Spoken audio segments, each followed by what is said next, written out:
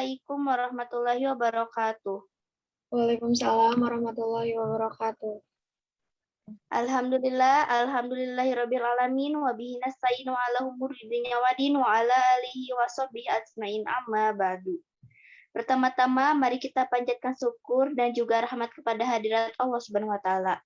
Alhamdulillah kita telah diberikan kesempatan untuk dapat berkumpul di tempat ini dalam keadaan yang sehat walafiat. Tidak lupa sholawat serta salam selalu dipanjatkan kepada Nabi Agung kita, Nabi Muhammad SAW dan beserta yang mana pengikutnya bahkan hingga di penghujung zaman. Amin. Terima kasih kepada teman-teman yang telah menghadiri. Itu acara kali ini saya serahkan kepada moderator kali ini, yaitu ini Saidah. Kepadanya saya persilahkan. Terima kasih kepada host yang sudah memberi kesempatan saya untuk melanjutkan seminar kali ini. Yang terhormat kepada Ibu Elis sebagai guru mapel biologi dan juga kepada teman-teman yang dapat hadir pada kesempatan ini. Di mana pada rangkaian ini yaitu pembukaan, materi presentasi, sesi tanya jawab, dan juga penutup. Sebelum kita mulai, mari kita baca basmalah bersama-sama. Bismillahirrahmanirrahim. Dan pada kali ini ada dua presenter yang akan menyampaikan materinya. Langsung saja kepada materi pertama, yaitu saya silakan untuk memaparkan materinya. Baik, terima kasih kepada moderator yang telah memberikan kesempatannya. Di sini saya akan menjelaskan mengenai organ ekskresi kulit dan teman saya akan menjelaskan mengenai organ ekskresi ginjal. Nah, di sini yang pertama saya akan menjelaskan mengenai pengertian kulitnya terlebih dahulu.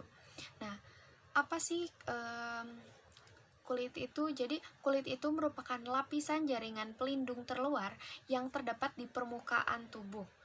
Kulit ini termasuk organ ekskresi karena mampu mengeluarkan zat-zat sisa berupa kelenjar keringat. Selain sebagai organ ekskresi, kulit juga berfungsi sebagai alat indera perasa dan juga peraba. Kulit itu terdiri dari 3 lapisan. Masing-masing lapisan mempunyai fungsi seperti gambar yang di bawah ini. Nah, di bawah ini nih, di dalam PowerPoint-nya. Nah, untuk selanjutnya ada penjelasan ginjal yang akan dijelaskan oleh presenter kedua. Terima kasih kepada presenter pertama yang telah memberikan kesempatan saya untuk melanjutkan materi selanjutnya, yaitu tentang ginjal. Ginjal merupakan komponen utama penyusun sistem ekskresi manusia, yaitu urin. Manusia memiliki sepasang ginjal berukuran sekitar 10 cm. Letak ginjal di rongga perut sebelah kiri dan kanan ruas-ruas tulang pinggang. Ginjal berfungsi untuk menyaring zat-zat sisa metabolisme dari dalam darah, mempertahankan keseimbangan cairan tubuh, mengekskresikan gula darah yang melebihi kadar normal, dan mengatur keseimbangan kadar asam, basa, dan garam di dalam tubuh. Pada ginjal terdapat struktur ginjal, yaitu satu korteks. Korteks merupakan bagian ginjal yang paling luar. Bagian tepi korteks ginjal dikelilingi oleh kapsul ginjal dan jaringan lemak untuk melindungi bagian dalam ginjal. Yang kedua yaitu medula. Medula ini adalah jaringan ginjal yang halus dan dalam, berisi lengkung Henle serta piramida ginjal, yaitu struktur kecil yang terdapat nefron dan tubulus di dalamnya. Fungsi medula ginjal ini dapat mengangkut cairan ke ginjal yang kemudian bergerak menjauh dari nefron menuju bagian yang mengumpulkan dan mengangkut keluarnya urin dan dari ginjal. Yang ketiga yaitu pelvis ginjal. Pelvis ginjal atau renal pelvis berbentuk corong di bagian paling dalam ginjal. Pelvis ginjal ini berfungsi sebagai jalur untuk jalannya cairan dalam perjalanan ke kandung kemih. Baik, terima kasih kepada presenter yang kedua yang telah memberikan saya kesempatan lagi untuk menjelaskan mengenai struktur kulit. Jadi untuk yang pertama, di kulit itu, struktur kulit itu yang pertama ada epidermis. Epidermis ini merupakan lapisan kulit paling luar dan sangat tipis.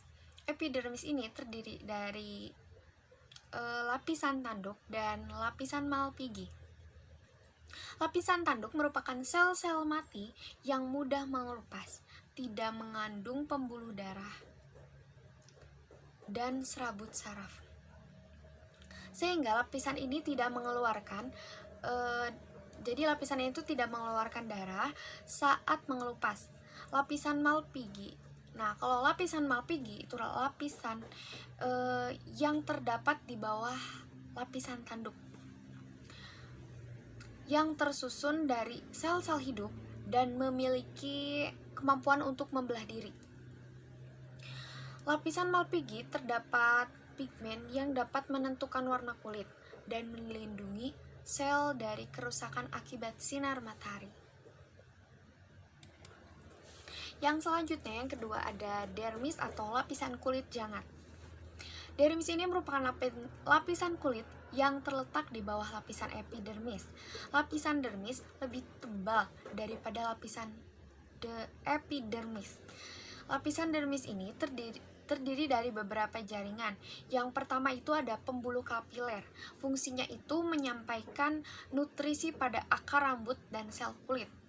Yang kedua itu ada kelenjar keringat, yang fungsinya itu menghasilkan keringat. Dan yang ketiga itu ada kelenjar minyak, yang menghasilkan minyak agar kulit dan rambut tidak kering. Yang keempat itu ada pembuluh darah. Pembuluh darah ini fungsinya mengedarkan darah ke seluruh sel atau jaringan. Yang kelima itu ada ujung-ujung saraf. Ujung-ujung saraf itu meliputi ujung saraf rasa, peraba rasa nyeri dan rasa sentuhan. Terus untuk yang terakhir yaitu ada kantong rambut. Kantong rambut ini fungsinya itu sebagai tempat akar, batang, dan kelenjar minyak rambut. Untuk yang selanjutnya, yang ketiga itu ada jaringan ikat bawah kulit atau hipodermis.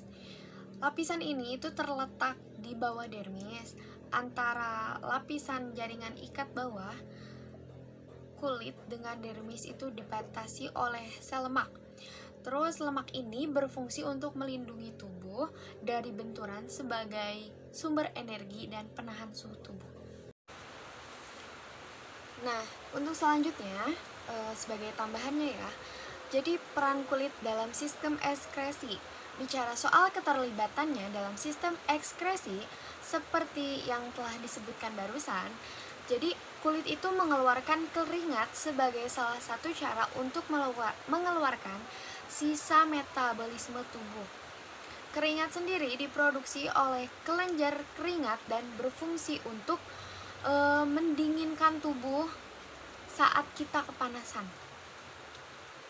Di dalamnya itu bukan hanya ada air saja, tetapi juga banyak minyak, gula dan garam serta limbah hasil metabolisme seperti amonia dan urea yang diproduksi oleh hati dan ginjal ketika tubuh kita memecah protein.